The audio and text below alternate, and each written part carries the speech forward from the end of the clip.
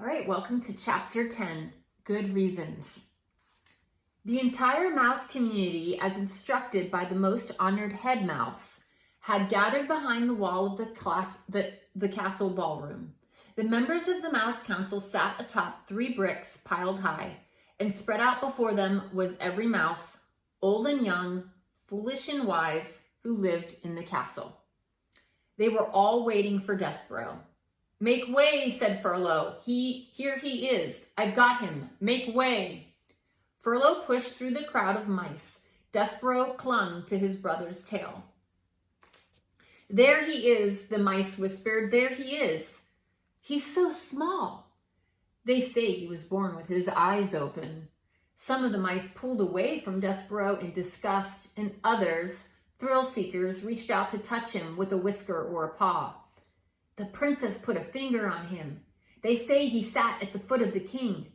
"It is simply not done," came the distinctive voice of Despereaux's Aunt Florence.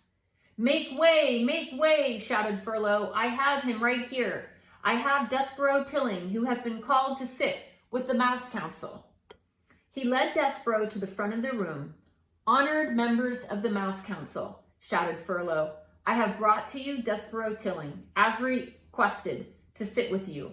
He looked over his shoulder at Despereaux. "Let go of me," Furlough said.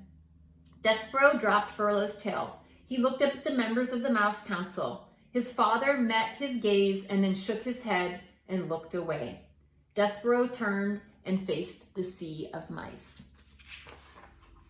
How do you think Despereaux is feeling right now? Do you think he's scared or worried? Or do you still think he's in a cloud of thinking about the princess? "To the dungeon!" a voice cried out. "Straight to the dungeon with him." Despereaux's head, which had been full of such delightful phrases as happily ever after and lovely ears and I honor you, suddenly cleared. "Straight to the dungeon," another voice shouted. "Enough," said the most very honored head mouse. "This trial will be conducted in an orderly fashion. We will act civilized." He cleared his throat. He said to Despereaux, "Son, turn and look at me." Despereaux turned. He looked up into the head mouse's eyes. They were dark eyes, deep and sad and frightened. And he looked into them. Despereaux's heart thuddered once, twice. "Despereaux Tilling," said the head mouse. "Yes, sir," said Despereaux. "We, the 14 members of the Mouse Council, have discussed your behavior.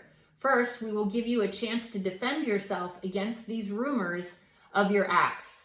Did you or did you not sit at the foot of a human king?" "I did," said Despereaux. "But I was listening to music, sir. I was there to hear the song that the king was singing." "To hear what?"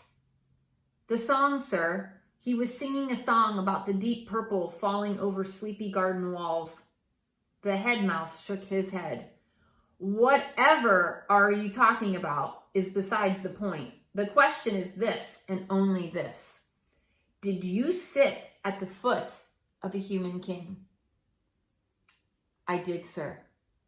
The community of mice shifted their tails and paws and whiskers. They waited. "And did you allow the human girl, the princess, to touch you?" "Her name is P." "Never mind her name. Did you allow her to touch you?" "Yes, sir," said Despereaux. "I let her touch me. It felt good."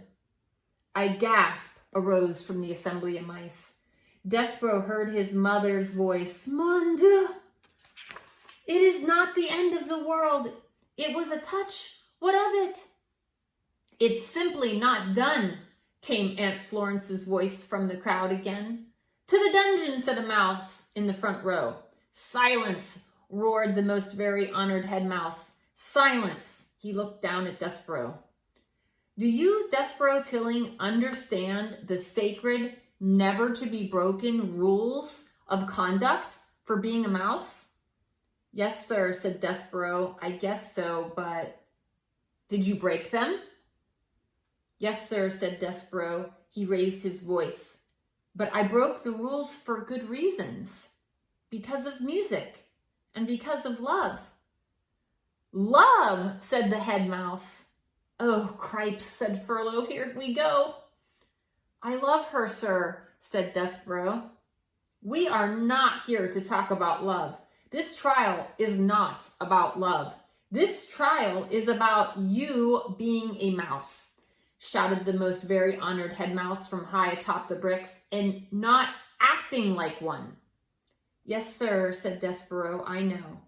No, I don't think you do know, and because you do not deny the charges, you must be punished. You are to be sent, as ancient castle mouse law decrees, to the dungeon. You are being sent to the rats. That's right, shouted a mouse in the crowd. That's the ticket. The dungeon, the rats. Despereaux's small heart sank all the way to the tip of his tail.